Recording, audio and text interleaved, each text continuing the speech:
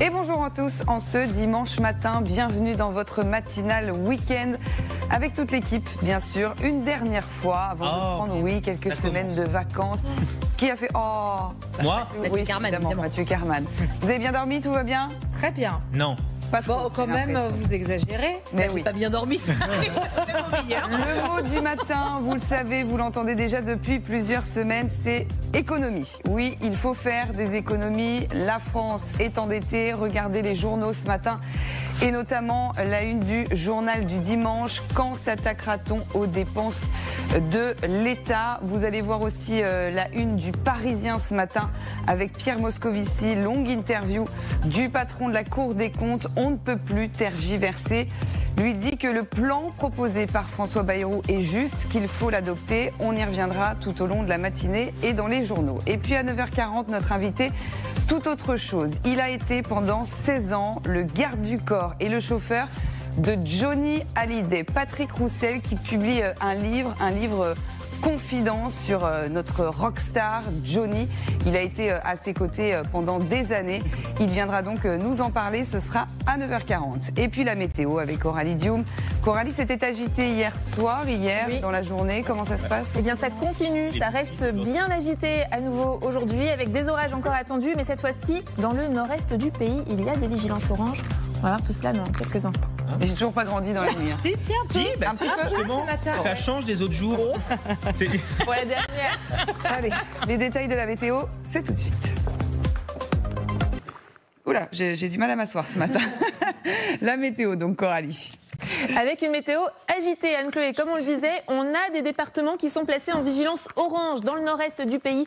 Soyez extrêmement prudents car on attend des orages qui peuvent être localement assez virulents. On va y venir, on va découvrir tout cela sur nos cartes. Hier, je vous parlais d'une perturbation qui arrivait par la pointe bretonne. Eh bien, elle est bien arrivée, cette perturbation. Et ce matin, elle est bien rentrée dans le pays. On la retrouve des Charentes jusqu'aux Hauts-de-France avec déjà de bonnes pluies ce matin, du vent également, de bonnes rafales jusqu'à 60-70 km/h. Quelques orages possibles. À l'arrière, vous allez retrouver progressivement des éclaircies, mais quelques averses qui peuvent être elles aussi orageuses. Et puis à l'avant, eh bien, ça va s'ennuager progressivement, mais le soleil résiste parfaitement en Méditerranée. Cet après-midi, les pluies vont progresser vers l'intérieur du pays. On les retrouvera du sud-ouest jusqu'au nord-est, avec donc des orages qui peuvent être violents localement, toujours vers Auvergne, Rhône-Alpes, et puis en remontant vers la Bourgogne et puis le Grand Est. Ils peuvent être accompagnés de fortes rafales de vent, de chutes de grêle et de bonnes intensités pluvieuses. Donc soyez extrêmement prudents, notamment si vous êtes encore sur les routes des vacances. Le soleil, lui, fait de la résistance sur le pourtour méditerranéen. Les températures ce matin, elles restent douces, même si on perd quelques degrés par rapport à hier. Et cet après-midi, en revanche, baisse sensible des températures après le passage de cette perturbation. 19 degrés du côté de Brest, 24 à Paris, 23 entre Nantes et La Rochelle, 22 à Biarritz. Mais cette chaleur qui, elle aussi, fait de la résistance, 31 à Strasbourg, 33 entre Grenoble et Montélimar. La suite du programme. Demain, quelle météo pour commencer votre semaine? Eh bien, ça va s'améliorer tout de même, mais on aura un ciel de traîne encore assez actif avec de nombreuses averses qui peuvent être encore localement orageuses dans le nord du pays. Toujours ce soleil en Méditerranée. Mardi, une journée un petit peu d'accalmie. Beau soleil sur la moitié sud, un peu plus de nuages en remontant vers le nord et une nouvelle perturbation qui arrivera par la pointe bretonne à nouveau et qui va à nouveau traverser le territoire pour mercredi. Le tout avec des valeurs davantage de saison.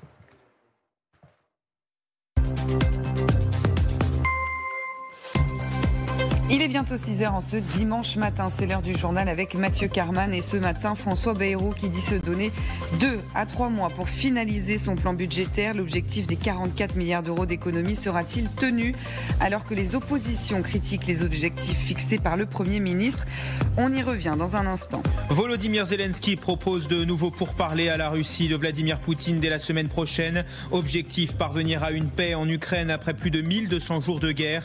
Les négociations sont en suspens après une rencontre entre les négociateurs en juin dernier.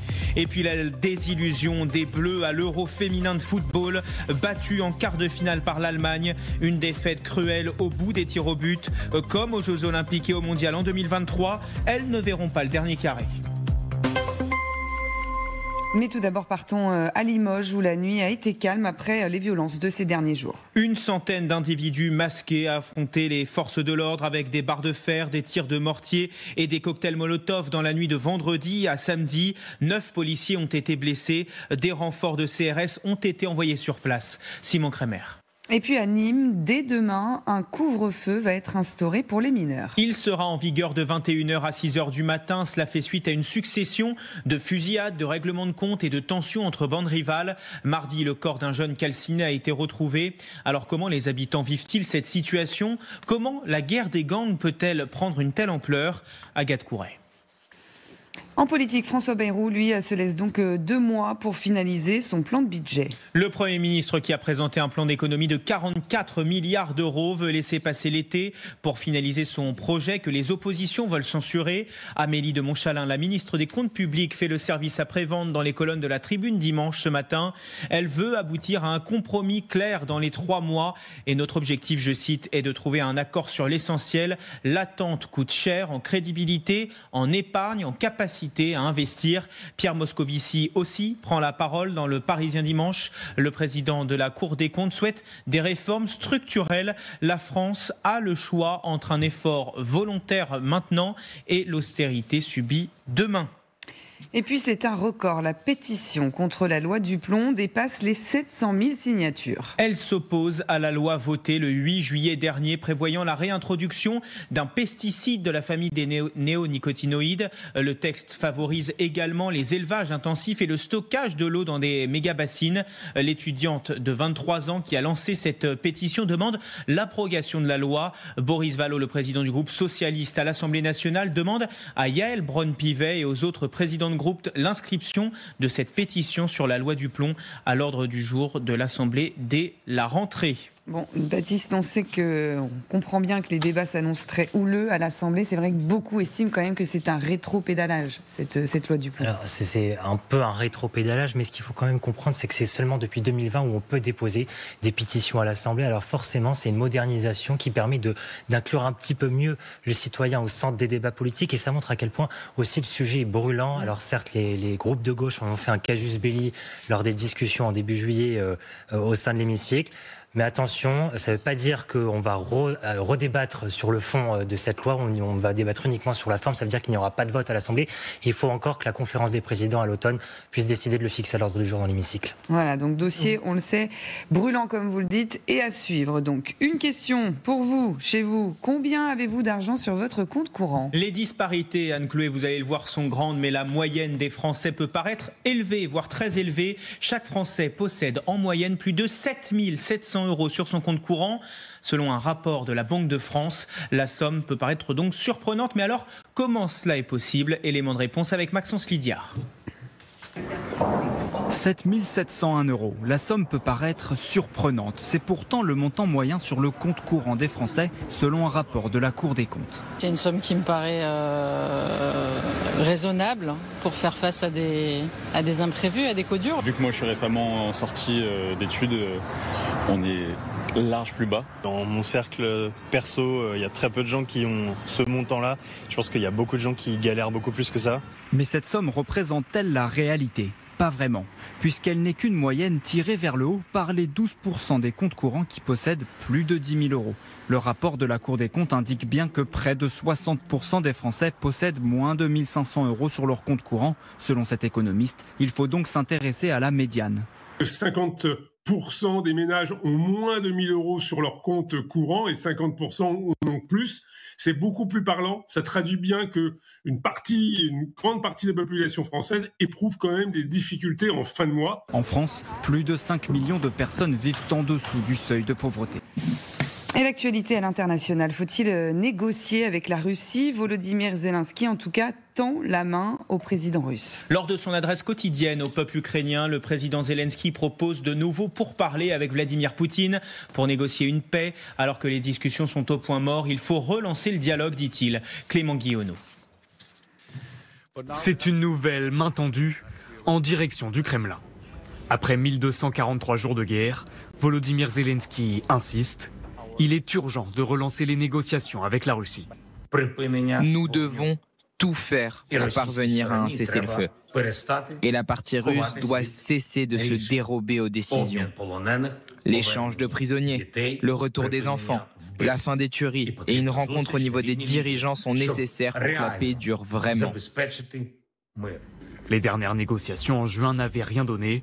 L'Ukraine avait mis en doute la disposition de Moscou à négocier un cessez-le-feu. Le président Zelensky, en réalité, a toujours été d'accord pour parler, pour négocier. Il n'y a pas rien de nouveau depuis des mois. En réalité, ce qui se passe simplement, c'est qu'il relance un petit peu un processus qui était quand même très largement au point mort. La charge de la guerre se reporte maintenant sur la Russie.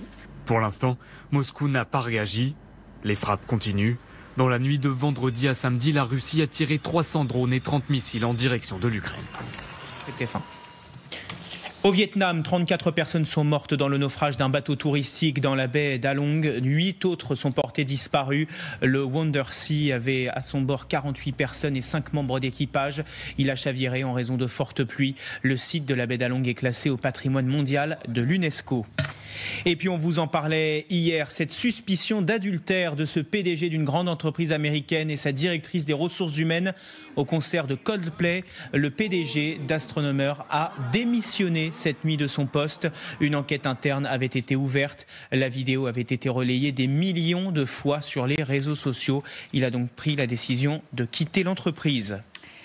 Les vacances, pour ceux qui ont la chance d'être en vacances, est-ce que vous arrivez à décrocher, à déconnecter totalement ? Ça peut être difficile, Anne-Chloé. Un Français sur 3 dit filtrer les notifications pendant ses vacances afin de déconnecter un peu des écrans. Chacun a sa technique, même si pour d'autres, il est très difficile de se passer de son téléphone portable, comme nous montre Clément Guillonneau. Qu'en vacances à la plage, riment avec des connexions. Pour cette mère de famille, pas question de sortir son téléphone sur sa serviette. Non, il est loin là. J'en veux pas du téléphone, pas là, pas maintenant. Et c'est toute la famille qui déconnecte. On nage, on rigole, on joue aux raquettes, on fait autre chose que d'être derrière un téléphone qu'on fait à la maison, quoi. La déconnexion est à la mode. Près d'1 Français sur 3 déclare filtrer les notifications de son téléphone pendant les vacances. Mais difficile de s'en passer complètement. Je me fais toujours des soucis par rapport à ma fille, si jamais elle m'appelle, ou mon mari, ou ma famille. Le téléphone, ça reste quand même, c'est une question de rassurance, voilà. Si vous êtes beaucoup à déclarer réduire votre temps d'écran en vacances, les appareils électroniques n'ont pas encore totalement disparu des plages. Je sais pas, ça nous sert tout le temps. Quand on n'est pas dans l'eau ou quoi, on l'a avec nous sur la plage, on s'en sert. On regarde les messages, si copine, ami a envoyé un message, etc. Parents, famille aussi. Mais c'est vrai qu'après, oui, on le regarde toujours. En France, plus d'1 personne sur 2 déclare ne pas pouvoir se passer d'Internet pendant plus d'une journée. Non. Et puis que c'est cruel pour nos Bleus, oui, les Françaises qui ont été éliminées hier soir aux portes de la finale de l'Euro. Battues au bout du suspense après les prolongations et les tirs au but contre l'Allemagne, les joueuses de Laurent Bonadei s'arrêtent donc en quart de cet Euro. C'est la fin de cette parenthèse enchantée, Anne-Chloé. Alors qu'elles étaient en supériorité numérique, elles n'ont pas réussi à concrétiser malgré l'ouverture du score de Grace Guillaureau sur un pénalty dès la 15e minute. Les Allemandes sont revenues à la 25e. C'est un crève-cœur, comme nous le dit nos confrères de l'équipe. C'est le 3e échec de suite en quart de finale d'une compétition internationale. Écoutez les joueuses, elles étaient très déçues après la défaite. C'est frustrant, on est toutes frustrées, on n'arrive pas à y croire. Et on y croyait tellement et on voulait tellement donner. Mais il ne faut pas tout jeter à la poubelle, il faut garder tout ce qu'on a bien fait, tout ce qui nous a réunis et unis dans ces moments-là aussi. Déçue, forcément. Déçue parce qu'on avait fait un début d'Euro fantastique et voilà, on s'arrête aux portes des demi. On peut pas parler de blocage mentaux aujourd'hui. Je pense que l'Allemagne a fait aussi le match qu'elle voulait faire dans l'agressivité, dans la combativité. Elles étaient là et faut les féliciter aussi pour leur match. Et Anne-Chloé, vous avez adoré suivre le tennis cette année dans ces journaux. Un peu de tennis donc cette fois-ci, et l'héroïne du dernier Roland-Garros, Loïs Boisson, qui avait été battue en demi-finale, est de retour sur les courts et elle a atteint sa toute première finale en carrière à 22 ans. Oh, pardon. À 22 ans, elle a été battue par Diana Yastremska en demi-finale. C'était à Hambourg hier, 6-1, 7-5. Elle tentera d'aller chercher son tout premier trophée tout à l'heure face à Anna Bondar, la hongroise. Vous avez aimé le tennis? Grâce à vous, c'est sûr que j'ai appris beaucoup de choses en tennis. Avec vos offres de 45 secondes sur le tennis. C'est important. Pour un sombre huitième de finale. Voilà, là, c'était une demi-finale. Et c'était quand même la dernière demi-finaliste de Roland-Garros. Non, mais c'était. Je vous apprends des choses quand même. Eh bien, on va continuer à apprendre des choses, Mathieu Carman. On va partir dans un village dans l'est de l'Angleterre où se tient chaque année un championnat très particulier, le championnat du monde de course d'escargots, Sandra. Plus de 150 gastéropodes venus du monde entier s'affrontaient sur une table ronde. Tous portent un dossard, doivent franchir la ligne d'arrivée le premier et remportent une chope en argent remplie de laitue. Nos champions tricolores originaires du Gers se sont repartis bredouille. Le record du monde date de 1995 quand un escargot nommé Archie avait parcouru la piste en seulement 2 minutes. C'est le record du monde. C'est vrai que vous apprenez des choses. Hein. Vous saviez pas que ça existait? On en apprend des choses grâce à Mathieu Carman. Profitez-en. Oui, c'est sûr. On vous retrouve à 6h30 encore quand même pour un prochain journal. Allez, restez avec nous dans un instant. C'est la matinale vous répond avec Jordan Olivier. On répond aux questions que vous nous posez. Et justement, cette question, peut-on perdre des points sur son permis quand on commet une infraction à vélo? Oui. Bonne question. Réponse dans un instant. À tout de suite. Bientôt 6h20, vous êtes bien Canal 15 dans votre matinale week-end pour ce dimanche matin. À ne pas rater vos rendez-vous dans un instant à 6h24. La matinale vous répond. Oui, avec vous, Jordan, il faut se redresser quand on parle de vous. Voilà, là, le dos bien droit. Peut-on perdre des points sur son permis de conduire quand on commet une infraction à vélo? Réponse dans un instant. Et puis à 6h40, l'info éco avec Catherine André. Redressez-vous. Hop, c'est parti. Voilà. Aide aux entreprises. Avec son plus beau sourire. C'est l'armée, hein. C'est l'armée. On va parler de l'aide des aides aux entreprises parce qu'il y a un peu de bataille des chiffres, c'est un peu le grand flou, où ça va, à qui ça sert, voilà, est-ce que ça fonctionne? Vous allez tout nous expliquer, ce sera à 6h40. Mais tout de suite, c'est l'œil de Baptiste pour la politique et on va parler du Rassemblement national. Alors on le sait, le parti est ébranlé par plusieurs affaires, notamment Marine Le Pen qui a été condamnée à une peine d'inéligibilité de 5 ans. Elle ne sera fixée sur son sort, on le rappelle, qu'à l'été prochain, donc l'été 2026.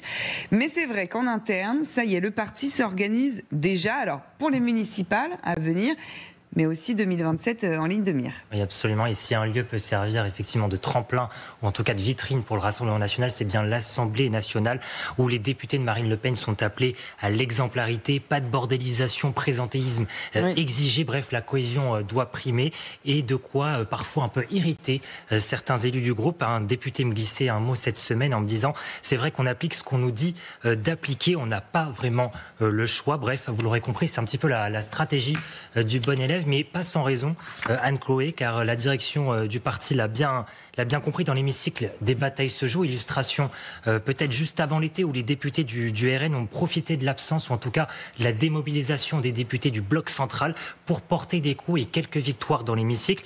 La dernière en date, c'est peut-être dans l'examen de la loi, vous savez, sur la simplification, avec la suppression des ZFE. Et sur les réseaux sociaux, eh bien, écoutez, les élus, ils vont franchement et font la promotion de leur propre victoire. On se doit de sensibiliser et d'aller chercher l'électorat. Les réseaux sociaux sont devenus incontournables. Alors, le Rassemblement national, on l'a bien compris, veut faire du Palais Bourbon une piste de lancement pour 2027. Est-ce que ça peut suffire, Baptiste ? En croire les déclarations internes du parti, ça passe forcément par là. Et Marine Le Pen veut y mener une bataille idéologique. Mais attention tout de même, car un autre point fait l'objet de toutes les attentions et occupe les esprits en interne. C'est bien sûr l'enjeu peut-être d'une dissolution, car Emmanuel Macron n'a pas écarté cette piste. Le parti est toujours hanté, vous savez, par la débâcle du second tour des législatives l'année dernière. Je fais référence notamment aux candidats impréparés, méconnaissance du programme ou encore des déclarations racistes qui avaient plongé le parti dans l'embarras. Ça s'était très mal passé. On ne peut plus se permettre de tels loupés, reconnaît un député du groupe. Alors, le parti a tenté, ou en tout cas a pris les devants avec une commission de pré-investiture plus regardante sur les profils, CV détaillé, vidéo de présentation, lettre de motivation, puis une audition de 30 minutes devant la direction de cette commission d'investiture, étape qui avait fait cruellement défaut il y a un an. Alors, c'est vrai qu'il se prépare, le parti, à peut-être une potentielle dissolution. C'est maintenant que ça peut arriver à tout moment. Mais est-ce que vraiment ils ont envie d'arriver à Matignon avant la présidentielle? Parce que c'est un peu risqué quand même. Cette question, les avis divergent au sein du parti. Il y a d'abord ceux qui plaident pour y aller franchement et occuper le pouvoir dès que possible et qui pensent qu'accéder au pouvoir avant la présidentielle, ça permettrait d'être plus crédible aux yeux des électeurs. Puis il y a ceux qui sont un petit peu plus réticents et qui pensent qu'au contraire, ça ne serait pas forcément un bon calcul électoral d'avoir forcément le pouvoir avant la présidentielle et un an avant le début d'une campagne électorale. Alors, à l'automne se posera aussi un enjeu de taille, c'est bien sûr la motion de censure possible face à François Bayrou concernant le budget. Le RN pourrait saisir l'occasion ici de promouvoir les idées et de mettre encore une nouvelle fois la pression sur le gouvernement, comme il avait pu le faire avec Michel Barnier à l'époque. Cela dit, il ne faut quand même pas l'oublier, vous l'avez dit au tout début, Marine Le Pen est quand même plongée dans des affaires judiciaires. Elle essaye encore aujourd'hui d'en connaître détails au niveau du calendrier judiciaire. Et il est vrai que si la candidate se retrouve en tout cas dans l'impossibilité de se déclarer pour une 4e fois à l'élection présidentielle, ce serait forcément non seulement un coup dur pour elle-même, mais aussi pour le parti. Ouais, on va suivre de près ce qui se passe au Rassemblement national. Merci beaucoup, en tout cas, Baptiste. Allez, c'est l'heure de la matinale vous répond. Avec vous, Jordan Olivier, de répondre aux questions que vous nous posez. Vous pouvez les poser à l'adresse qui va s'afficher en bas de votre écran. Première question. On va parler du prix de l'ESTA. Vous savez, c'est pour rentrer aux États-Unis. Document qu'il vous faut. Va-t-il augmenter ? Oui, mauvaise nouvelle si vous avez prévu un voyage chez l'oncle Sam. L'ESTA va effectivement augmenter. Vous en parliez, Anne-Chloé. L'ESTA, c'est l'autorisation indispensable pour les touristes qui souhaitent se rendre aux États-Unis. C'est une demande qui est faite en ligne et son prix va doubler. Il va passer de 21 $ à 40 $, donc environ 35 €. C'est une mesure qui s'inscrit dans la loi budgétaire promulguée au début du mois par l'administration Trump. L'objectif de cette augmentation des tarifs, c'est de moderniser l'espace aérien américain et aussi financer le contrôle aux frontières qui est renforcé depuis plusieurs semaines, depuis plusieurs mois aux États-Unis. Alors, la mise en œuvre, ce sera courant 2026. On n'a pas beaucoup plus de dates précises, mais ça ne va pas forcément favoriser le tourisme, évidemment, du côté des États-Unis, sachant qu'à la fin de l'année 2026, ou en tout cas au mois de juillet, il y a la Coupe du Monde au Canada, au Mexique, mais également aux États-Unis. Donc forcément, c'est une mauvaise nouvelle pour les touristes. Deuxième question, Jordan. Est-ce qu'on peut perdre des points de permis de conduire en cas d'infraction quand on est à vélo ? Alors, finalement, la question est pertinente de Mahana, mais la réponse est assez claire. La règle est assez claire. Les infractions commises au volant ou au guidon d'un véhicule ne nécessitant pas de détention de permis de conduire ne peut pas entraîner une perte de points. Donc ça concerne le vélo, mais ça concerne aussi les trottinettes électriques, par exemple. Ce n'est pas pour autant, évidemment, qu'il ne faut pas respecter le code de la route. En voiture, à scooter ou à vélo, il s'applique à tout le monde. Par exemple, si vous grillez un feu à bicyclette, vous vous exposez à une amende de 135 €. Même chose si vous roulez sur le trottoir. C'est formellement interdit de rouler sur le trottoir quand vous êtes à vélo. On cherche de l'argent, je peux vous dire que, excusez-moi, là, on se met à un carrefour à Paris. Griller les feux rouges, c'est quand même constamment. C'est jamais appliqué, en fait. Voilà, c'est jamais appliqué. Parce que là, il y en aurait des ça pourrait faire de l'argent, effectivement. Vous n'avez pas le droit de téléphoner au volant. Et puis, le port du casque est obligatoire. Alors, il y a quand même un point extrêmement important où l'administration française peut se montrer sévère. C'est si vous commettez une infraction grave à vélo. Par exemple, si vous roulez en état d'ébriété ou si vous considérez ou si la vie d'autrui est mise en danger. Là, carrément, on peut vous enlever ou en tout cas vous suspendre le permis de conduire. Donc, pas de perte de points, mais une suspension du permis de conduire. Bon, voilà, réponse précise donc à cette question. Ça vous agace, Sandra? On va pas relancer le débat, ça ne sert à rien. Mais bon, si les gens qui roulent à Paris connaissent les vélos. Voilà. C'est toujours le conflit voiture-vélo. Oui, on sait que évidemment c'est le débat. Il faut toujours faire attention, quoi qu'il en soit, que ce soit en voiture ou que ce soit à vélo ou en scooter, Sandra. Bon, faut-il éteindre son ordinateur quand on ne l'utilise pas? C'est une troisième question. Oui, évidemment, il y a deux possibilités quand vous n'utilisez pas votre ordinateur. Soit vous l'éteignez, soit vous le mettez en veille et vous pouvez complètement le mettre au veille. Au cœur de cette question, évidemment, il y a la problématique de la consommation d'énergie qui est assez importante. Ce que disent les spécialistes, c'est que si on n'utilise pas son ordinateur pendant 1 heure, eh bien là, il faut l'éteindre complètement et là, vous ferez des gains d'énergie, des économies d'énergie, puisqu'en veille, il va consommer entre 1 et 5 watts selon le modèle. Oh là là, vous y connaissez bien. Et pourtant, il n'éteint jamais son ordinateur quand il s'en va ici. Vous voyez, appliquez-vous la règle, Jordan. Voilà. On ne peut pas compter sur ses amis, on est directement dénoncé. Oui, c'est vrai. Bon, je le saurai pour la prochaine fois. Merci en tout cas pour les réponses à ces questions. Tout de suite, c'est la météo avec Coralie.